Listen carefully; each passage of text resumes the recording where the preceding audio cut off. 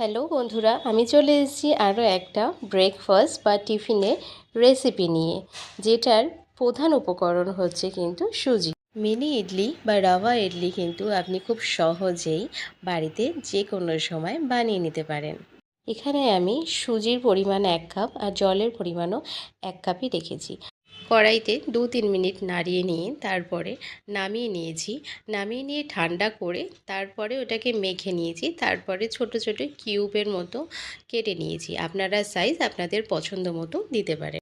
জল গরম করে ইডলিগুলোকে স্টিম করে নিয়েছি 2 থেকে 3 মিনিটের জন্য। তারপরে ইডলিগুলোকে নামিয়ে ঠান্ডা করে স্ক্রিনে দেওয়া যে ইনগ্রিডিয়েন্টসগুলো আছে সেগুলো দিয়ে হালকা করে ভেজে নিয়েছিলাম।